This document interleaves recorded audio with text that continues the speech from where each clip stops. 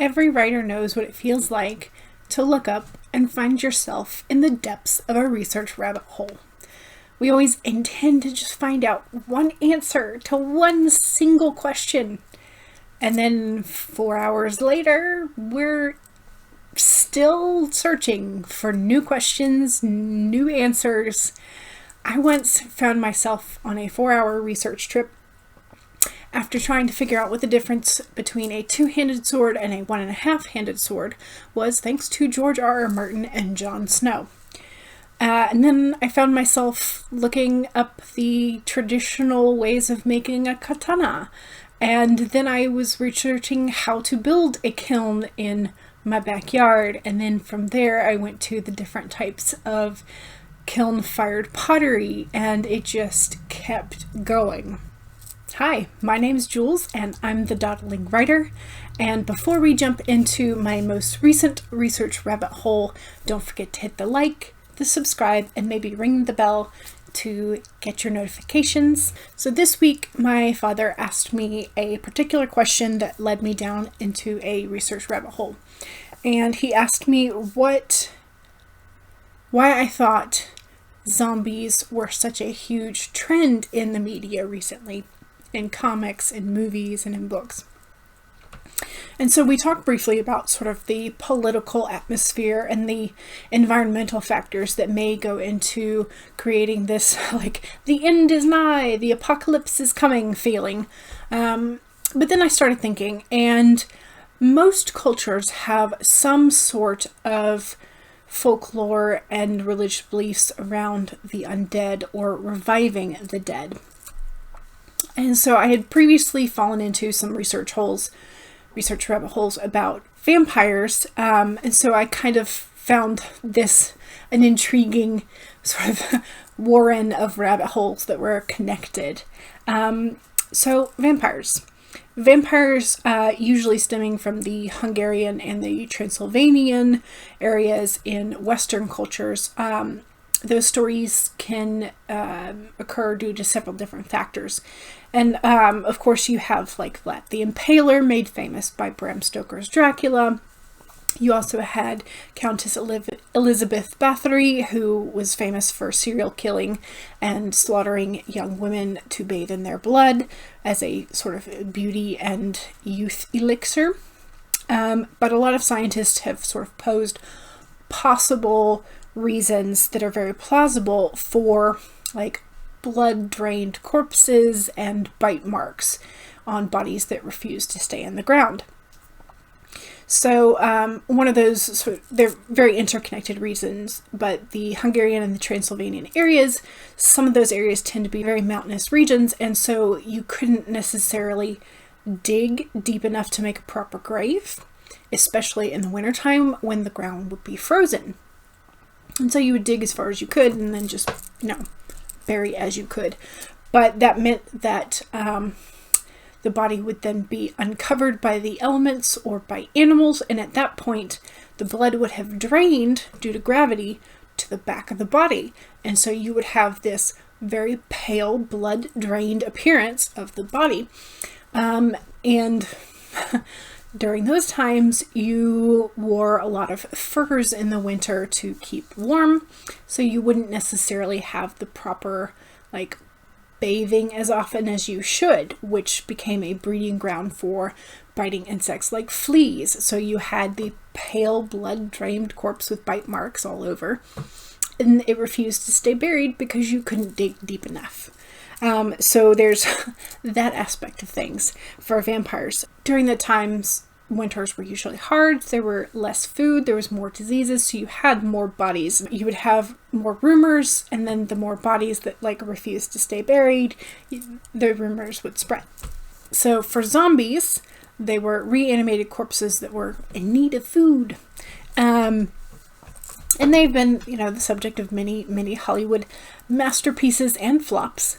And so when I went looking into it, I discovered that a lot of the origins for zombies, at least in the western half of the world, are thought to be attributed to the folklore stemming from the West African slaves who were brought over to Haiti and the New World, and they would work on the sugarcane plantations. And some people believe that the description of the brainless, shuffling zombie who was always looking for food was actually a depiction of what slave life was like. You had this mind-numbingly hard labor, and they were always in need of more food than what their owners would give them. And so the zombie was actually just a slave. But then there's also a connection between zombies and the voodoo religion that was based in West Africa and then brought to the New World along with the slave trade. Zombies were thought to be people brought back to life by a voodoo practitioner. And the traditional voodoo practices would often use a combination of herbs and animal products, including the toxins from a pufferfish, which is one of the reasons for zombie-like symptoms. So the toxins in pufferfish can cause difficulty walking, which means like the slow and shambling walk. It causes mental confusion, which would be like the brainless, brain dead aspect of a zombie. And they would often have respiratory problems as well, which is all that wheezing and groaning that you hear in the Hollywood hubbub. But higher doses of the pufferfish toxin would lead to temporary paralysis and even comas, which led to reports of people being buried alive and then having to dig their own way out of their graves. And the reports of people being buried alive in their grave got to be sort of so widespread that it even contributed to the reason why safety coffins were invented. And safety coffins had like a bell system to where if you woke up in your coffin, you could ring the bell to let people know up topside know that you were alive. And some safety coffins even had like air vents and ladders. So it became a real thing for a while. But then I really began to wonder sort of why do all the movies like show the like arms outstretched zombie? Sorry, I won't do that again. I wondered if it had to do with rigor mortis or if there was something else. And then I remembered there's an element of folklore in Chinese culture that's called the Jiangshi. Jiangshi, I believe is how you pronounce it. But it is the Chinese hopping vampire or hopping zombie. And every time that I saw depictions of the Jiangshi, I usually would see it. They had on like a civil officer's uniform, and they had like this paper talisman over their face. They would have the arms outstretched. And so I wanted to do a little bit of research into these folklore elements. And so the Jiangshi are believed to survive by absorbing the ki or the life force of living beings around them. And over time, that developed into them also sucking blood, which hence the like vampire aspect of them.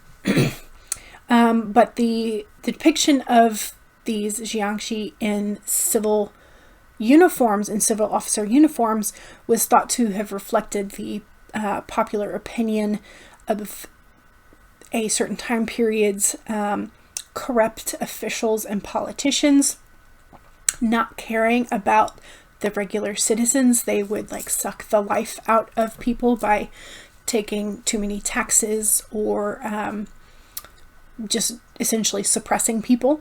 And so that's where you get the depiction of the official's uniform. But this sort of the origin of the Jiangshi was kind of interesting to me. And so there's a tradition in China and in other cultures as well that when someone passes away, when they are far from home, you ship the body home.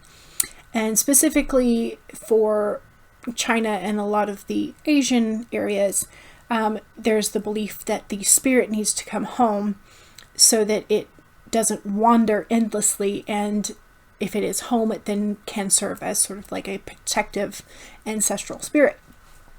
And so they wanted to bring the bodies home.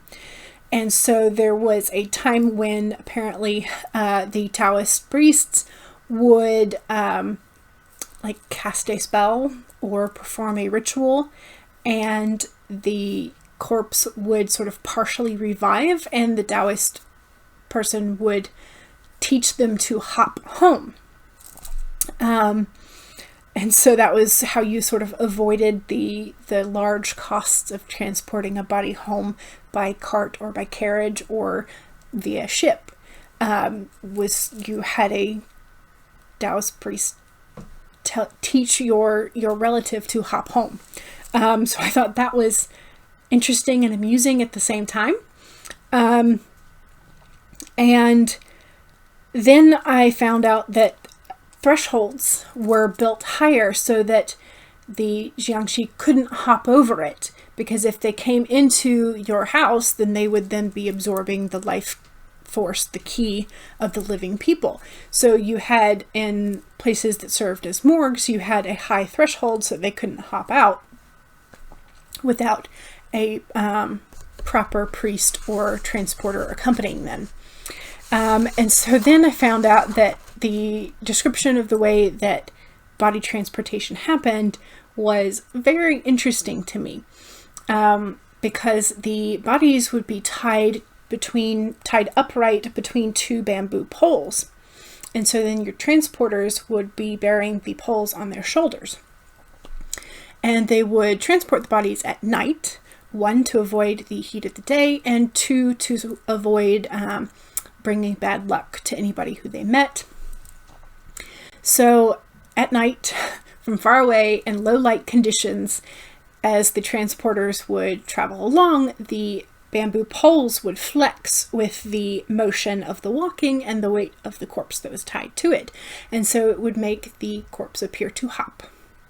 So that's where you got the hopping vampire or the hopping zombie. And so I thought that was fascinating. I was like, oh wow, I didn't know that was a thing, but interesting. And this was a very small miniature research rabbit hole that I fell into. I want to learn more, of course, because it's fascinating. And I might find some contradictory information later, but for now, this is the little mini research rabbit hole I fell into this week.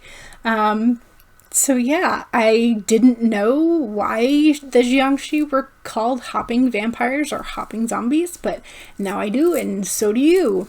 So I hope you enjoyed this little mini research rabbit hole. And let me know in the comments what kind of research rabbit holes you fall into. Is it like weaponry or fabrics or just historical things? Like, what kind of things attract you in your research rabbit holes? And don't forget to give the video a like if you enjoyed it. Don't forget to subscribe if you want to. And I will see y'all later. Bye!